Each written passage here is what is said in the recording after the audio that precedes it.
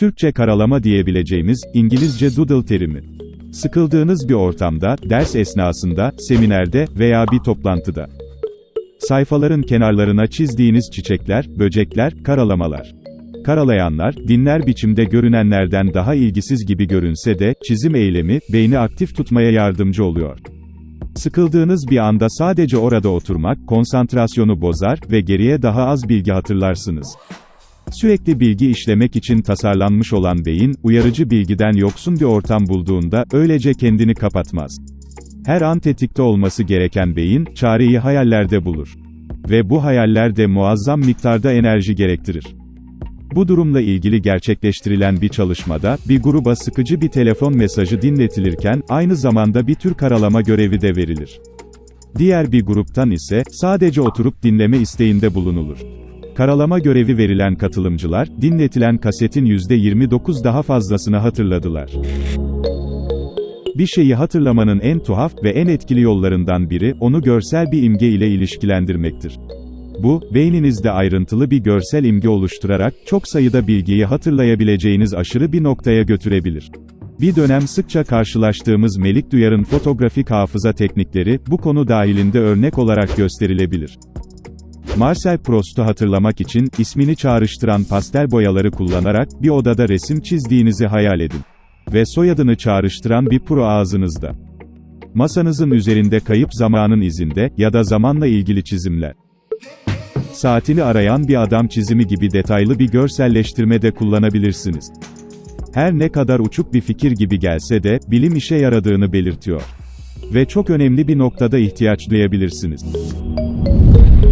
Yumruk sıkma eylemi, bilgileri hatırlama yeteneğinizi önemli ölçüde artırabilir. Araştırmalar, sağ elini kullanan insanların, bir bilgiyi ezberlemeye çalışmadan önce, sağ yumruklarını sıkmaları gerektiğini gösteriyor. Hatırlanması gerektiğinde ise, sol yumruk sıkılır. Solak insanlar için tersi durum geçerlidir. Bu durum ufak bir süreç ister. Çalışmada, katılımcıların 45 saniye boyunca yumruklarını sıkmaları sağlandı. Çalışmalar, 45 saniye önerisinde bulunsa da, kendi kendinizi deneyerek, ihtiyacınız olan sürenin daha kısa olup olmadığını anlayabilirsiniz. 45 saniyenin üşengeç insanlar nezdinde, 45 dakikaya tekabül ettiğini hayal edebiliyoruz. Fiziksel hareketler, her an tetikte olmayı ve beyne giden oksijen desteğini arttırır. Hatta beyninizin hafızadan sorumlu bölümlerindeki hücre büyümesini artırabilir. Çarkta koşan farelerde, beynin hafıza oluşumunu kontrol eden bir alanında, çok daha fazla hücre ürediği görüldü. Hafıza testlerinde de, koşmayanlardan daha iyi performans gösterdiler. Bir çalışmada, ağırlık antrenmanından sonra, hafif bilişsel bozukluğu olan yaşlı kadınların çağrışımsal hafızasını veya hatırlama becerilerini geliştirdikleri görülmüştü. Farklı bir çalışmada, tonlama grubundaki kadınlar hafıza testlerinde kötü puan aldılar. Yürüyüş veya ağırlık egzersizi yapan kadınlar, neredeyse tüm bilişsel testlerde öncekinden daha iyi performans gösterdiler. Her iki egzersiz grubu da, uzamsal hafıza testlerinde neredeyse eşit derecede iyileşirken, yürüyen kadınlar, ağırlık kaldıran kadınlara göre sözel hafızada daha fazla kazanımlar gösterdi. Araştırmalar, beynimizin uyku esnasında geçtiği sürecin, bilgileri daha iyi hatırlamamıza yardımcı olduğunu buldu. Kanıtlar, farklı türdeki anıların pekiştirilmesinde çeşitli uyku aşamalarının yer aldığını ve uykusuz kalmanın, kişinin öğrenme yeteneğini azalttığını gösteriyor. Yeterli uykunun öğrenme ve hafıza için çok önemli olduğu görülüyor. Beyniniz, uyanık olduğunuzda uyaranlarla bombardımana tutulur. Ve her şeyi işlemek için uykuda olduğunuz zamanı kullanır. İşte o zaman gereksiz bilgilerden kurtulur ve önemli şeyleri hatırlama olasılığı 2 katına çıkar. Uyku, beynin bilgileri uzun süreli bellekte birleştirdiği zamandır. Yeterli uykudan mahrum kalırsanız, beyniniz bu süreçten geçemez.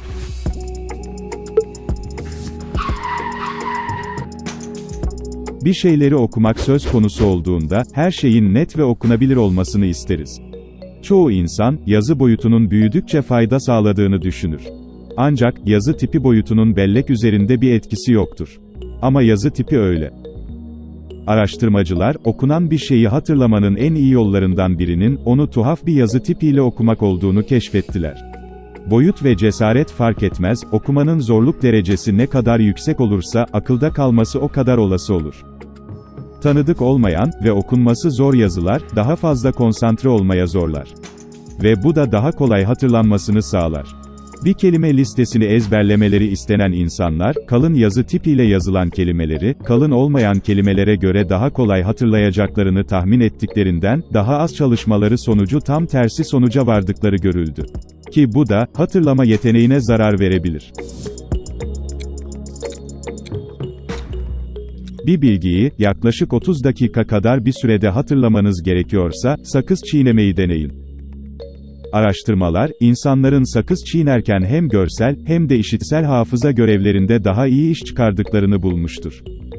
Sakız çiğnemek, insanları konuya yoğunlaştırıcı ve konsantrasyonu artırıcı bir unsur gibi görünüyor. Önceki araştırmalar, sakızın görsel hafıza görevlerinde konsantrasyonu artırabildiğini göstermiştir. İşitsel hafıza görevine odaklanan bu çalışma, sakız çiğneyen katılımcıların, sakız çiğnemeyen katılımcılara göre daha hızlı tepki sürelerine ve daha doğru sonuçlara sahip olduğunu gösterdi. Bu, sakızın uzun süreler boyunca dikkat isteyen görevlere odaklanmamıza yardımcı olduğunu gösteriyor.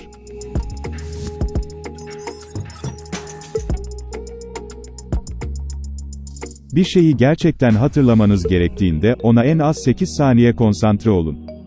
Çalışmalar, bir bilginin, kısa süreli bellekten uzun süreli belleğe gitmesi için gereken minimum sürenin 8 saniye olduğunu gösteriyor.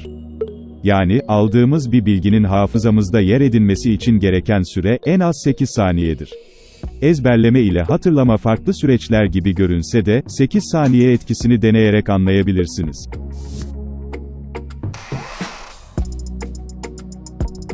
Bir odaya girildiğinde, ilk etapta oraya neden geldiğini hatırlayamamak. Bu, büyük ihtimalle sizi tamamen boş bırakan bir kapıdan geçme eylemiydi. Araştırmacılar, hem sanal, hem de gerçeklikte gerçekleştirdiği çalışmada, katılımcıların bir konteynere hangi nesneyi yerleştirdiklerini, aynı mesafede tek bir odada taşımalarına kıyasla, unutmalarının çok daha muhtemel olduğunu gördüler. Bir kapıdan geçmenin, beynin bir takım mekanizmalarında değişime sebep olduğundan, bazı şeyleri unutmamıza neden oluşu. Psikolojide kapı etkisi ya da kapı eşiği etkisi denilen bu duruma uzmanların yorumu, yeni bir yere girmekle ilgili bir şeyler, hafızamızı yeniden başlatıyor gibi görünüyor. Günümüzde not almayı yaygın olarak, telefonumuzda ya da bilgisayarımızda gerçekleştiririz. Bunlar, teknolojik cihazlardaki hatırlatma sesleriyle beraber işe yarar eylemlerdir. Ancak bu yaygın durumun dışındaysanız ya da ders çalışıyorsanız, yazarak not almanız sizin için yararlı olacaktır. Okuma ve yazma bir dizi duyuyu içerir. Ve elle yazarken beynimiz, kaslarımızdan ve parmak uçlarımızdan geri bildirim alır. Bu tür geri bildirimler, klavyeden aldığımız geri bildirimlerden daha güçlüdür ve öğrenme mekanizmasını güçlendirir. Ayrıca, elle yazmak daha fazla zihinsel çaba ve zaman gerektirir. Bu da, anıları zihnimize kazır. Yazdıklarınızı gerçekten okuyup okumamanız önemli değil. Araştırmalar, sadece yazma eyleminin bile, hatırlamada klavye ya da tuşlardan daha etkili olduğunu göstermiştir.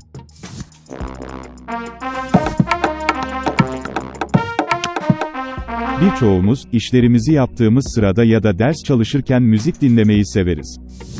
Bir takım çalışmalar, bir görevi yerine getirmeden önce müzik dinlemenin, dikkati, hafızayı ve hatta zihinsel matematik becerisini geliştirdiğini, aynı zamanda, depresyon ve kaygıyı hafiflettiğini de göstermiştir. Ve bir şeyleri hatırlamak istediğimiz zaman, okumaya veya düşünmeye başlamadan önce müzik dinlemek gerçekten işe yarıyor. Ancak, çalışmaya başladığımız zaman işin rengi değişir. Sessiz bir ortamda veya sabit durumda konuşma ile yapılan testlerde, puanlar önemli ölçüde daha yüksekti. Araştırmalar, ders çalışırken müzik de dahil olmak üzere hemen hemen her türlü ses ve gürültünün, dikkat dağıtıcı olduğunu gösteriyor. Fakat, puanlarda çok fazla değişiklik görülmesi, müziğin etkisinin kişiden kişiye değişebileceği anlamına gelebilir. Tempo, tür veya öğrencilerin müziğe alışkın olup olmadığı gibi faktörlerin nasıl bir fark yarattığı konusunda daha fazla araştırma yapılması gerektiğine inanılıyor. Bu durumda, kesin sonuçlara varan çalışmalara kadar, kişinin kendisini test etmesi ya da tanıması gerekiyor.